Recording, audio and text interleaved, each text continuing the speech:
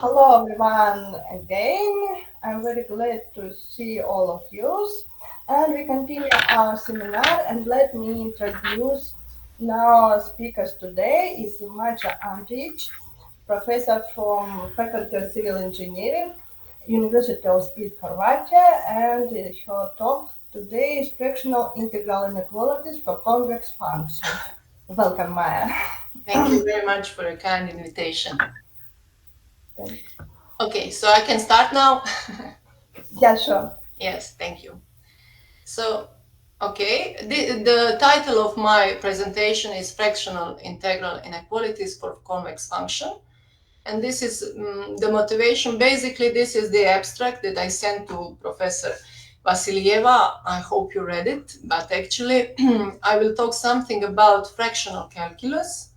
It deals with the integral and derivative of non-integer order. This theory has many applications in all applied sciences, especially in various fields of physics and engineering. Next, we have inequalities that involve integrals of a function and their derivatives, and they have application in a theory of differential equations, approximation, and probability.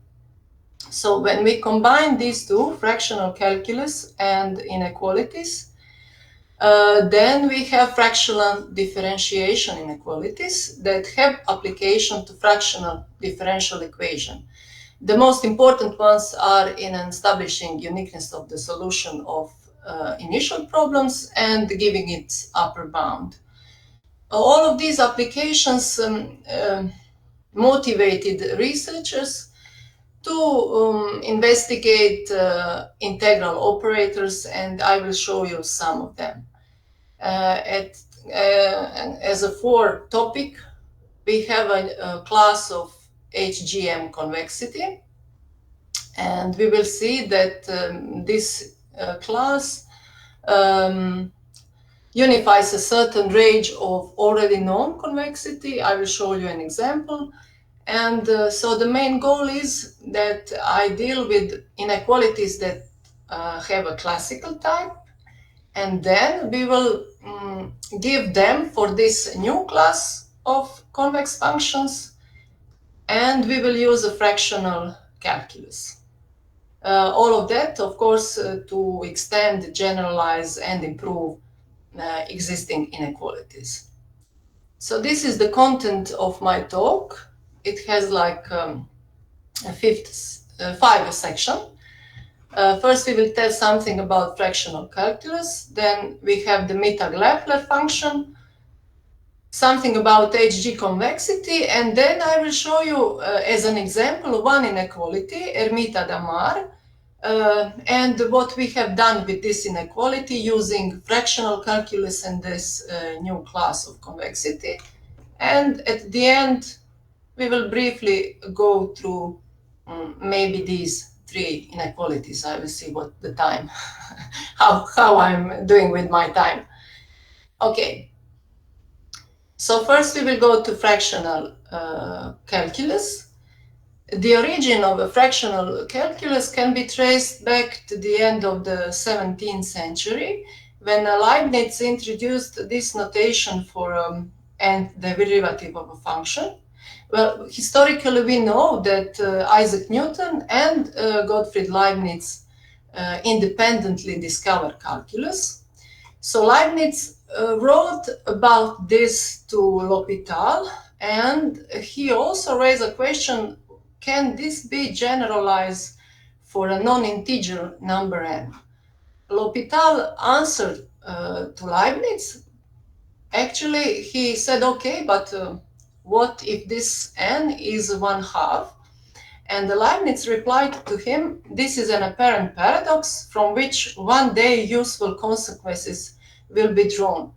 The date of this letter is September 13, 1695, and we consider this date to be the birthday of the fractional calculus.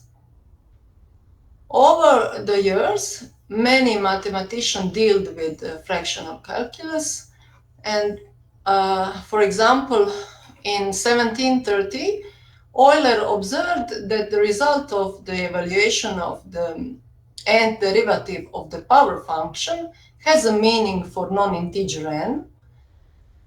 Then, for example, Laplace give an idea of fractional differentiation for functions that can be represented by this integral. And for example, Fourier, he gave an idea of using his integral representation to define the fractional derivative.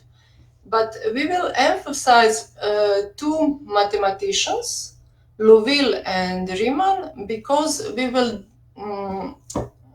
present their fractional integral and fractional derivative. They bear the name of these two mathematicians. The answer to L'Hopital question gave Lacroix in the beginning of the 19th century. He showed eventually that the half derivative of the identity function is this expression. So this we can see the function f, the identity function. Its first derivative, we know it's a constant function, of course, and then the half derivative should be, the graph of this function of half derivative should be between these two graphs of functions. Okay, so we will go through the fractional calculus briefly, just to see the main definition. We have to start with a closed interval on a real axis, and the parameter alpha should be a positive real number. This is the definition. We have a positive alpha and the function from the L1 space. The Riemann-Louville fractional integral of a function f of order alpha is defined with this expression. So on the left side, we have the notation. And on the right side, first we have a gamma function here. It is represented with the Euler integral of the second kind. And here we have a function and some power function up to the power is alpha minus 1. So this is the definition. And if this alpha is actually an integer, then we obtain a well-known Cauchy formula for n-fold integral. Actually, we distinguished left-sided Riemann-Louville fractional integral. This is the notation for the left side. We can see that this integral goes over t from a to x, and we have a right-sided Riemann-Louville fractional integral, where integral goes from x to b. Of course, something must be changed here in the power function. But I will use in this presentation left-sided and omit this word. We will understand that it is left-sided. Anything could be done analogously for the right-sided inequalities. We will see. So this is the example. If we have a power function and two parameters, alpha and beta, which are positive, then this is the formula. We put a function here, and by a substitution, we obtain this result. This is a beta function. It is represented by the Euler integral of the first kind, and this is the connection between beta function and the gamma function. So we can see that the fractional integral of the power function yield to a function of the power function of the same form. For example, if this beta is 1, then here we have a 0, and then we obtain the constant. Or if this parameter beta is 2, then here we have a 1, and then we have an affine function. So this is the fractional integral of a constant function, and this is the fractional integral of affine function. Next, we have a fractional derivative. So there are lots of types of fractional derivative, Caputo, Canavati, Adamar, and so on. But here I will use Riemann-Liouville fractional derivative, its definition.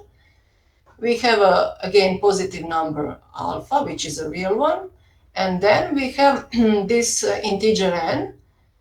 This is the integer part of a number plus 1. So if alpha is 3.7, then n should be 3 plus 1, like a 4.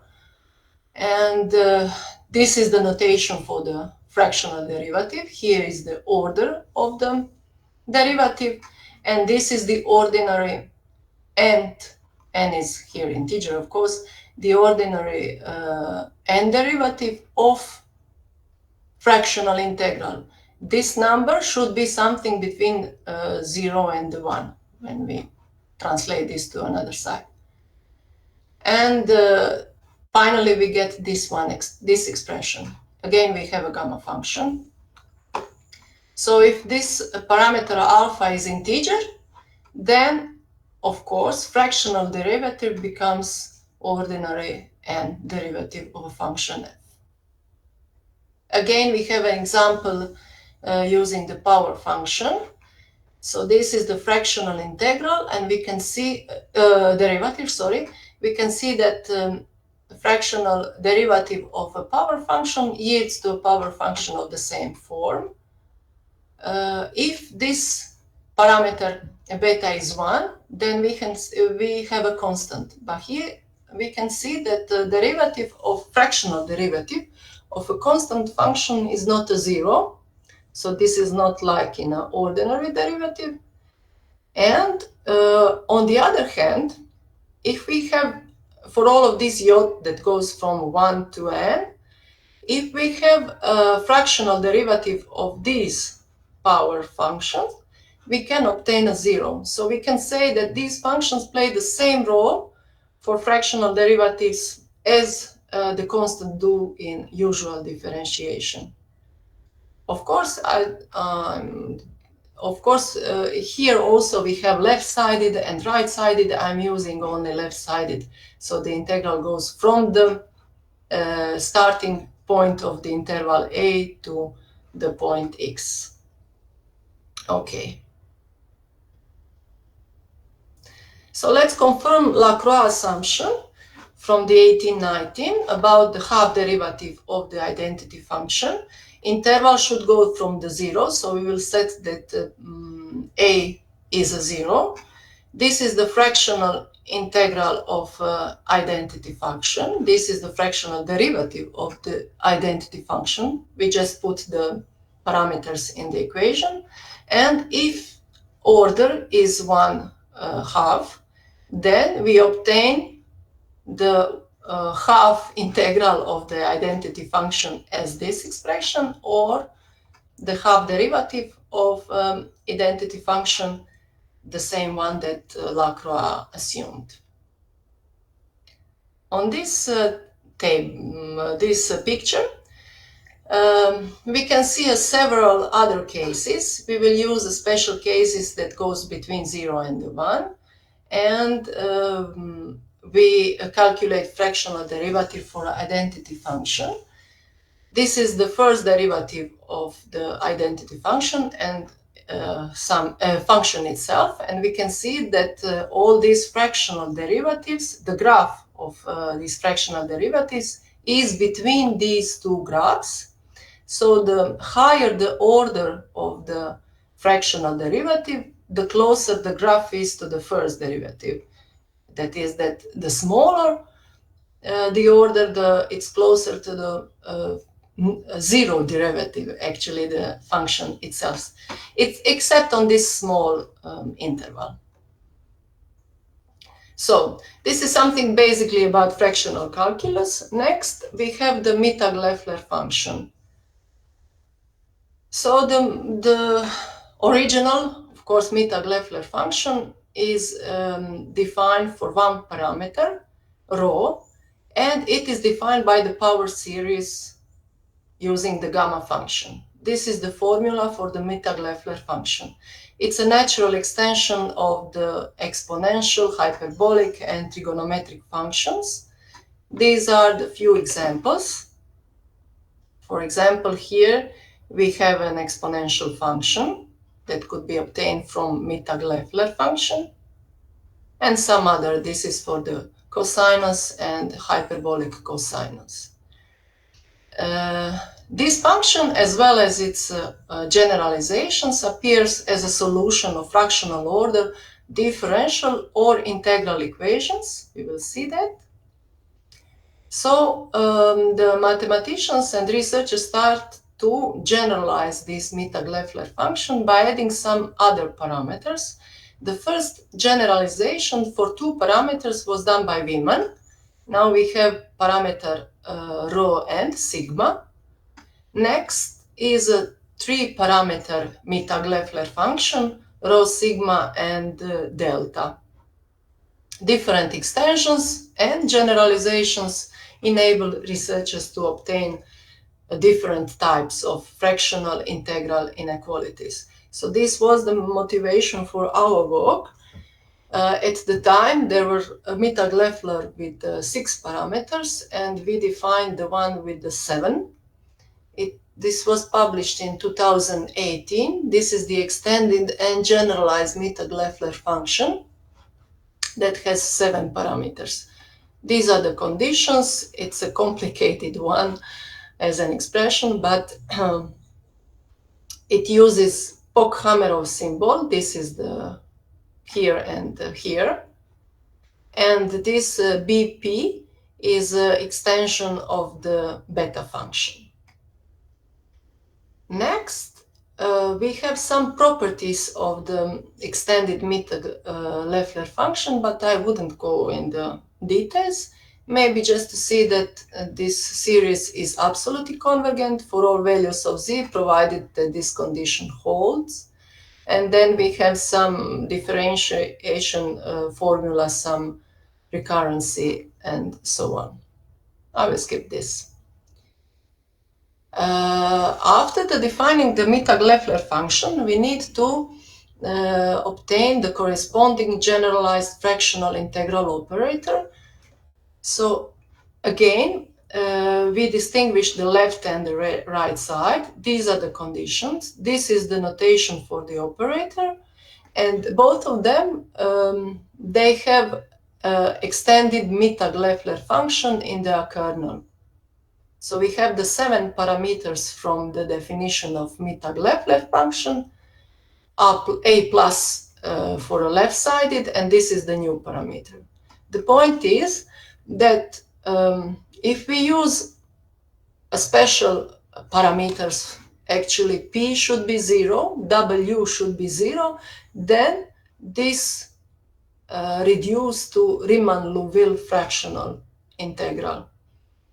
Here we will see how Mittag-Leffler function, if we use different parameter choices, reduces to all of these functions. So I will have 7 parameters. If we set P is a 0, then we will obtain a known generalization of Mittag-Leffler function with 6 parameters. For this condition, it goes to this of 5 parameters, 4, 3, 2, and finally, of course, our Mittag-Leffler function can be, the basic Mittag-Leffler function can be obtained for our generalization, but all of these parameters, the first one should be set on 0 and the other on 1. The same goes for the corresponding fractional integral operator.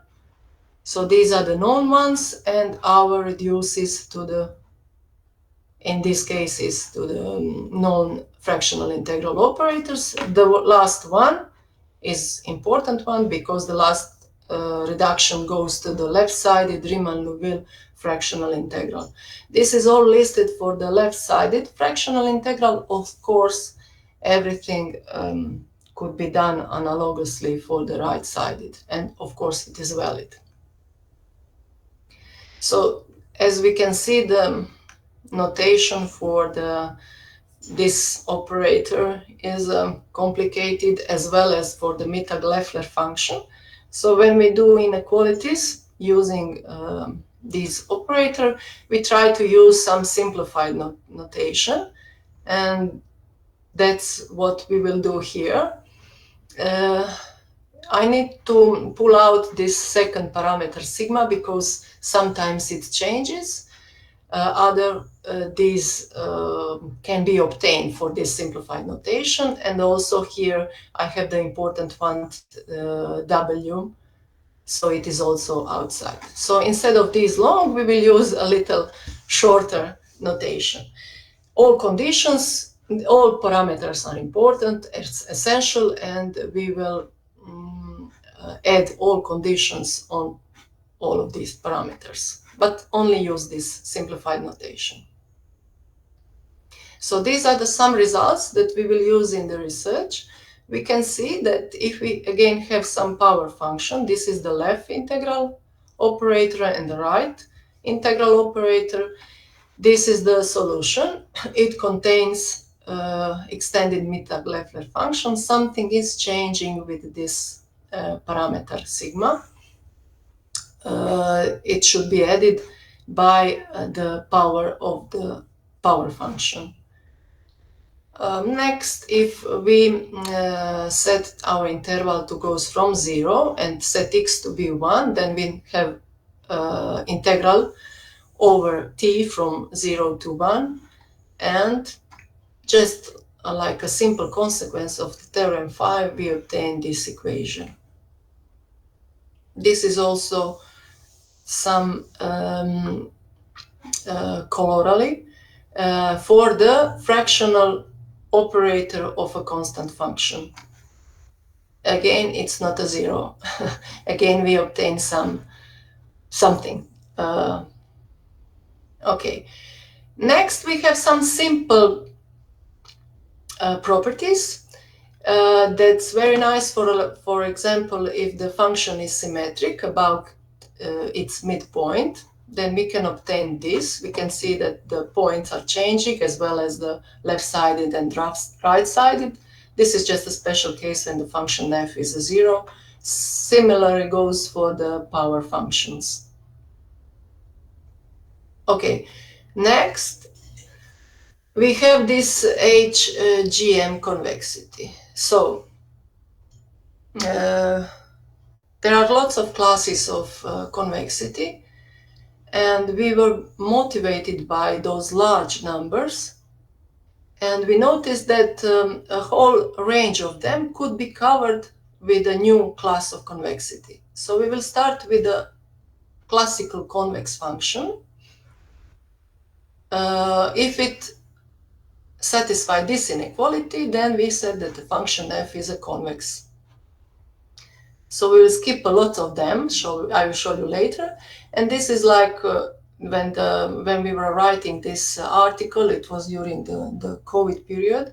This was the last class of convexity. It is called exponentially SM convex in the second sense. So if we observe the left side, on the left side we have this parameter n, but on the right side something happened with lambda, and exponential part is added. And we noticed that the whole range between these two class of convexity could be covered if we set that this is actually some function h, and this exponential part should be some function g. This was published actually last year, but it took a long time. It was accepted in 2021, but published in late 2022. Never mind. This is the definition of the HGM convexity. So these are some conditions, and this is our inequality. Now we will see that this class covers the following ones. We carefully choose the h function, g function, and parameter m, and if we set it correctly, from our class we can obtain, of course, convex function, p function. These are all conditions that must be fulfilled if the function should be called p function.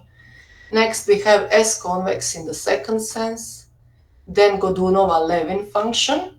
So here we have some power to the lambda, and here it is negative, of course. These are Godunov-Levin functions. Then we have H-convex function.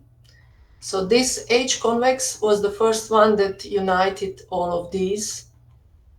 Here we have identity function, here is just a constant, here is a power function, also this one. So this is covered with the H-convex function. Then the parameter m is added, so our class can cover m-convex class. Sm Godunov-Levin function of the second kind. So it started to get a little bit complicated by a very new class. Next, we have Hm convex function. So we have m, and on the right side, the function h. Then exponentially convex function, exponentially S-convex in the second sense, exponentially Sm-convex in the second sense. So all of those that I showed you just recently are just special cases of the HGM convex class of functions. These are the several properties of our class. Under the certain condition, if the graph is below the 1, function value of g is less than 0, then a function that is HGM convex is also a star-shaped. These are the conditions under every HM convex function is also HGM convex function. This is the simple proof. The function g should be positive such that all values are greater than 1. If additionally this works, then every m-convex function is also HGM convex function. This is just an example of a function that satisfies these conditions.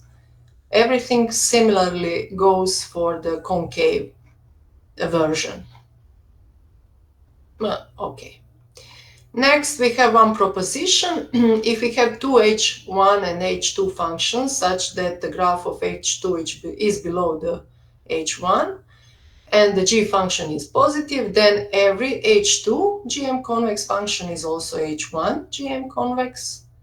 If we add two functions from this class, we will also obtain a function from this class. If we multiply function from this class with a positive scalar, then also this will be a function from this class. Next is if we have two parameters and n is smaller than m, then every HGM function under certain conditions are also HGN convex function. So everything up to now was like an introduction that we needed to explain what we have done with some inequalities. These are the tools.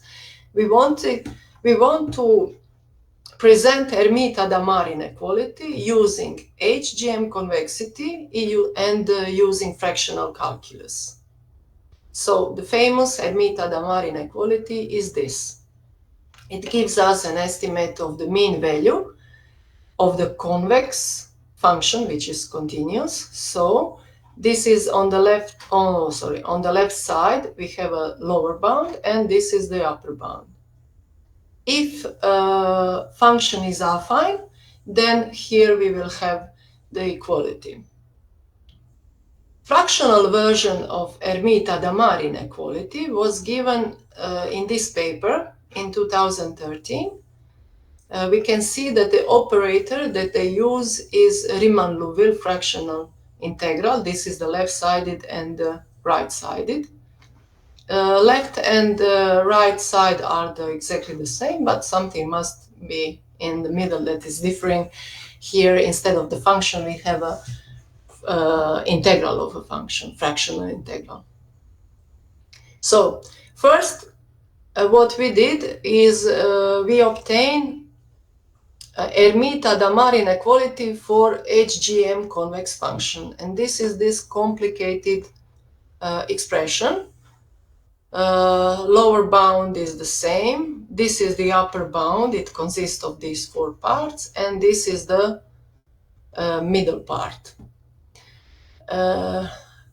Next, we compare our result with the all existing that I have found. Here we have a proof, but I don't think that we will go into the details. I can leave you the presentation, so if someone is interested, it can be shown. They could ask me later, okay. So this is the proof. It's a little bit long. Nevertheless, after we made our inequality for HGM convex function, we can obtain known results by setting special functions for h or and g and parameter m. So if the function g is always equal to 1, then HGM convexity became HM convex function. And this is our corollary. And this is the inequality that was obtained for HM convexity, and it's different from our. But if you observe this, they miss here some parameters. So in our calculation, we obtained better results because for all functions that satisfy this condition, our corollary will improve the above inequality. Next, if we set that besides the function value of g is always 1, actually a constant function, if we set that parameter m is 1, then we will obtain the H-convex Hermite-Hadamard inequality for H-convex function. It was done in 2007, and also here it's just a consequence of our theorem. If H is identity, and g is a constant function, then we can obtain Hermite-Hadamard inequality for M-convex function. It was done by Professor Dragomir in 2002. And if everything is simple, like M is a 1, G is a 1, and H is identity, then we obtain, of course, the basic Hermite-Hadamard inequality for convex function. Next, we use a special function for h to obtain exponentially class of convexity. So here we set the power function to as h function and some exponential function for a g function, so that we obtain Hermite-Hadamard inequality for exponentially Sn convex function. This was I couldn't compare it with anything because I couldn't find it. This was a new one. But the one that I could compare was the next one. It was exponentially convex function.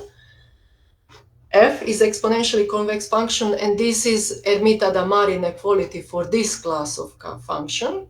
This is the corollary, actually my result, but in the existing result was this one. It was in 2018.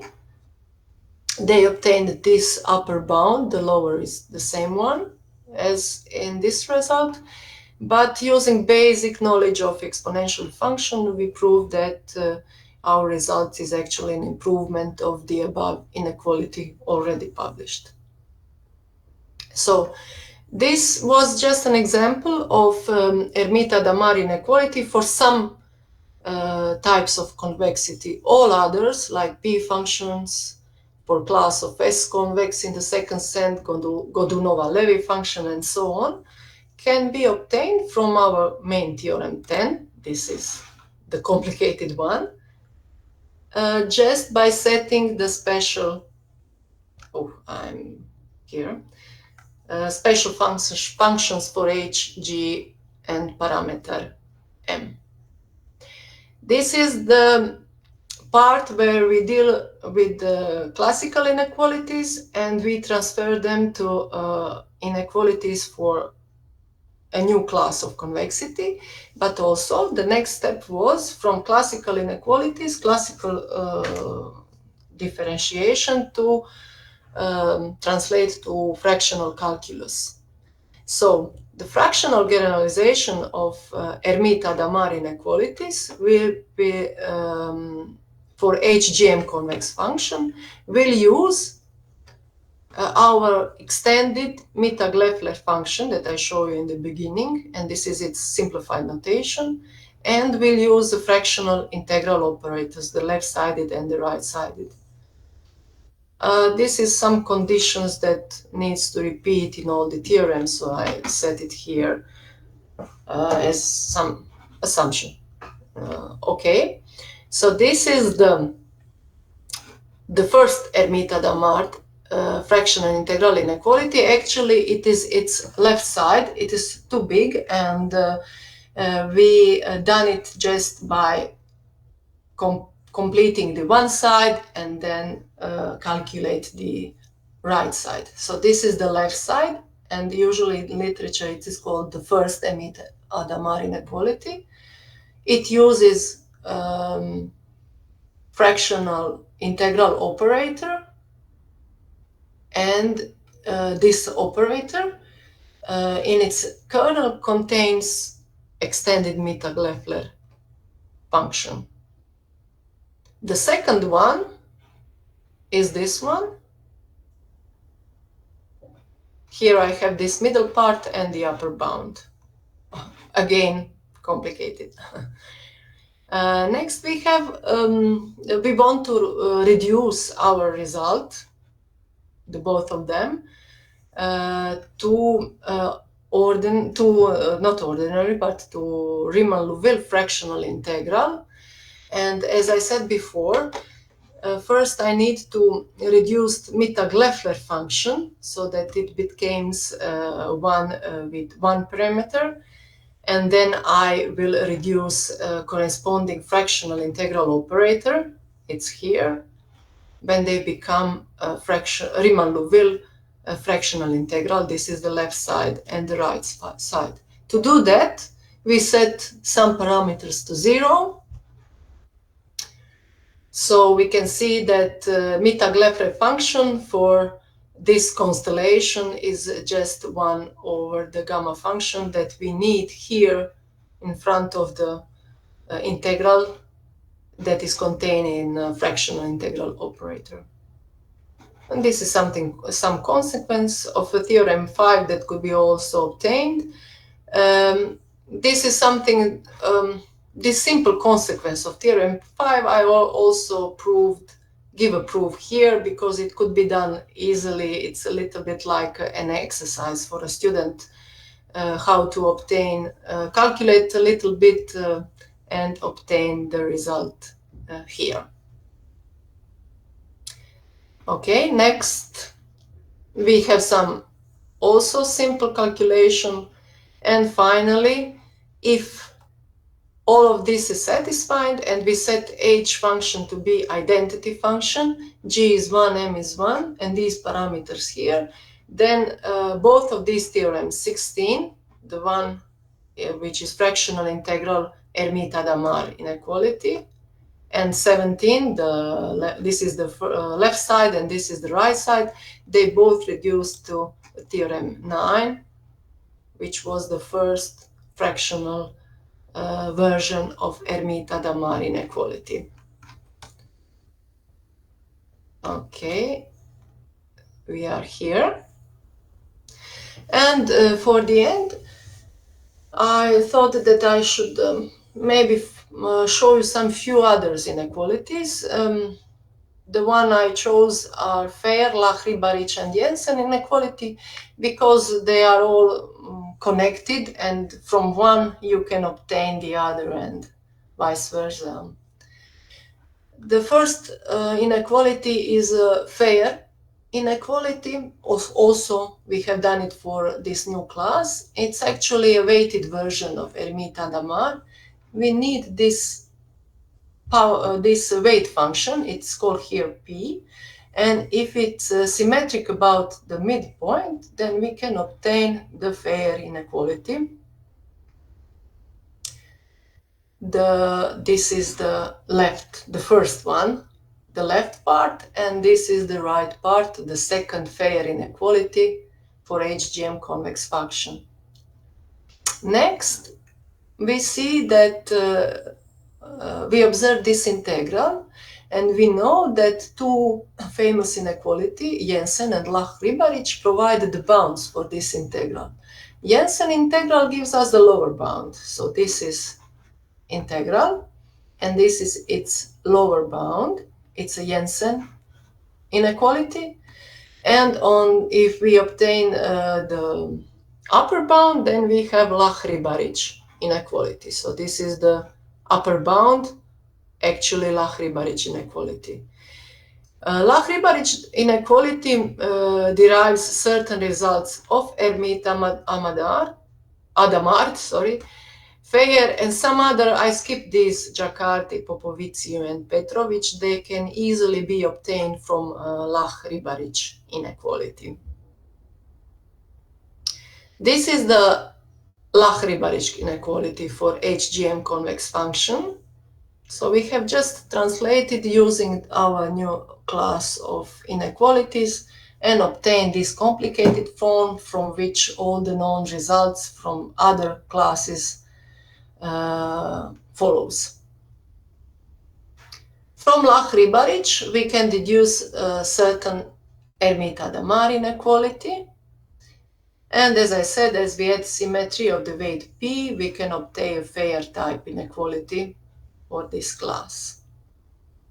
At the end, we will observe the Jensen inequality.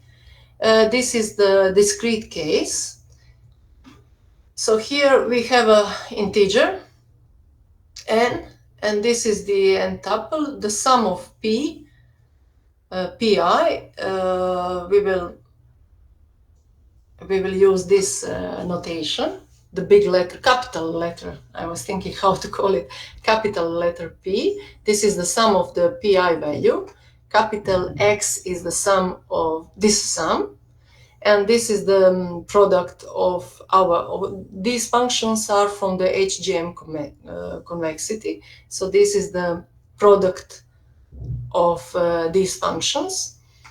In calculations, I needed to set the empty products equal to 1, because sometimes I obtain, in the calculations, we have n plus 1n, and then by definition, we will set it to be 1 in order to use these recursive formulas. If only instead of n elements we have 1, then of course P1 capital is the small p1, x1 is small x1, and this is the final sum here, product. Jensen inequality involves a function which is supermultiplicative. So this is the definition of all supermultiplicative function. We say that a function h is supermultiplicative if this condition holds. If it is reversed, then it is called submultiplicative function. And these two theorems are the Jensen for the discrete case. So our function f needs to be HGM convex, but the function h here from this convexity should be supermultiplicative function in order to Jensen inequality to hold. Last result is a conversion of the Jensen inequality. Again, we need here to h to be supermultiplicative function. Everything here is done for our class of HGM convex functions. And I think that for the end, these are just some examples of the inequalities. All other inequalities for other different type of convexity that will follow from our result can be obtained by using some special settings, as we demonstrated in Hermite-Adamart inequality. So I would like to thank you all for your attention. And this is the reference that I use. These are some papers that we have published on this subject and some books that we use in this presentation. Thank you very much. Thank you very much, Mark, I understand. Yes. for very interesting your talk and speech. So, dear colleagues, uh, do you have Should I some? stop the splitting of the screen in order Okay. to see you, or do I stay Okay. here? I'm not sure. Okay. So, dear colleagues, do you have some questions, comments? Yes, Please. I have one question. Mm, of course, if you have some example application your inequality to concrete fractional differential equation, because not clear how I can use this inequality in fractional analysis for concrete fractional Well, equation. uh, there is a whole book I can show you. I'm still splitting my screen, I hope. Mm-hmm, mm-hmm. Yes, you, okay. Just a moment. There is a whole blue book. It's like I don't know, a Bible for fractional calculus. I just miss so this is the theory of application of fractional differential equations by Anatoly Kilbas, Haris Ivastrava, and Juan Trujillo. Uh, I will show you just the content of it. Sorry. Mm-hmm. Yes, after the definition of fractional integral and fractional derivatives, then you can see that here they give lots of examples how to use it for obtain existence and uniqueness of the. Okay, this inequality need for proof of existence, for example, yeah, or uniqueness, yeah.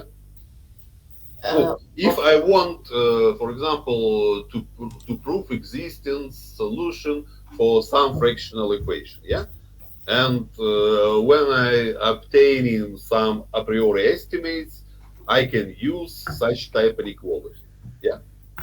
I think so. Actually, you know how we deal with the theoretical part, and then I not specialized in equations. So I'm not sure I have a concrete example how to use our inequality to obtain, to prove existence or to obtain. No, because Maya, Yes. in beginning you speak about Hermite-Damar inequality. Well, Mhm. this is clear how use, but not clear how I can use generalization for H and H Yes. E M convexity. Not Yes. clear for me. Yes. Maybe I don't know. I No, sorry. you're completely right. But this was the idea. There were like several convexity that already existed, and all we have done is just unite them. So I didn't decide, oh yes, this will be some like new convexity that it will have some actual application, but just to cover all the existing ones. But I really don't know how you can use. I'm not sure. Okay. I'm Okay, thank you. Get questions, comments? May I ask you about Hermite-Damar inequalities in the case of fractional integral? It seems theorem 9, it seems that your presentations. So, could you explain in brief what the main difficulties arising when you consider the case the fractional integral Hermite-Damar inequalities? So, if compared the usual or classical cases, it is possible to explain or maybe some difficulties, some differences, what Well, actually, the fractional integral, how it's involved with okay. theorem 9. I forgot what is the slides. If I understand Yeah, correctly, yeah, so. Is it classical inequality and then you next slide, so it's the case of fractional integral inequalities for Hermite-Damar. mhm. And I'm interested in what is the, yes, sure, the theorem 9. Theorem 9, yes. But what's the main difficulties or main differences in the theorem 9, if you compare the previous classical case, consider Hermite-Damar inequalities. So what is the main difficulties involved from fractional integral involvement? So if I understand you correctly, yes, obtaining this inequality for HGM convex function actually wasn't like so, how should I say, so difficult. Yeah, so. Yes, we start with the condition what the HGM convex function is. So if this condition is satisfied, then we use a simple calculation. We choose this is a variable. Sorry, set this variable to be actually this one, and then use some substitute concrete variable x and epsilon. Just put it in our condition what convexity this mean, and then calculate. In the next step, just we use integration. This is like also the basic stuff for, as I think everyone see. And after that, we obtain this inequality. And on this inequality, the function, if we apply convexity, we can obtain this result. So again, we multiply this inequality by a g functions because I need her to obtain the result. And then everything, for me, it seems like everything goes to some basic, in this concrete inequality, for some basic calculation on faculty in, I don't know, from integral and derivative. But the concept of fractional calculus was when I see this, I'm sorry, okay, I will go back. For example, when we did the Mittag-Leffler function, and when I see this complicated, how to compute this complicated formula, when I look at it, I don't like it. But there are lots of symbols, lots of small steps, but I don't know what to say. Sometimes you get inspired and do something, and other times you don't. Maja, explain me please, why you need much more parameters in Mittag-Leffler? Because traditionally new parameter connect with some difficulties in equation. Yes. But why do we add 7? Yes. 7. Well, not clear. There exists some equation with 7 parameters, which your generalization can be served. Sometimes I feel you are completely right. Sometimes it feels like this stands just for itself, like it has nothing else to do but to grow with these parameters. Again, there were like these 6, and we just add another one, but I'm not sure how to answer you on this question. But I understand what you're trying to say. But traditionally, enough 2 parameters. No. Yes. No, just some remarks. In general speaking, when you find multi-term fractional derivative, so as Luchko, it seems obtains the exact representation for solution when you use multi-parametric Mittag-Leffler functions in general. That's why it's so not only 7 parameters, but maybe it's not more than 7 and 8 parameters. And that's why, therefore, if you consider, for example, partial fractional derivative Moll-Gibson-Dobson equation, you arises at least 3 or 4 parameter Mittag-Leffler function. So that's why it's that's why if you have so much more fractional derivative in equation, you grows the parameters in Mittag-Leffler function. If you have only one fractional derivative, of course you have one parameter in Mittag-Leffler function. But adding a fractional derivative, your solution obtains more parameters. So more parameters. Why? Yes, absolutely right. So in this case, it's more interesting. So asymptotic behavior for this metaphorical function when it's on much more parameters. General, but I'm interested in do you have obtained in your work with asymptotic or not, or just when you study metaphorical functions? So, Did I obtain what? asymptotic representation, for example, for large Z or for metaphorical function, if No, you have 7 parameters, or do you obtain or not? So. I think not. Of course not, because this is another kitchen.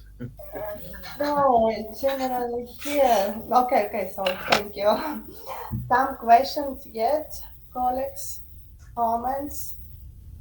Okay, Maya, thank you very much. We are very glad to hear in our seminars, and we're using some online tools to say you thank you very much. Thank you for your kind invitation. And hope you see you next time maybe. So, and we wish you nice research and good luck in your finished position. So, Yes, so I would like to say also hello to all of you and send my regards from Croatia. thank you. So,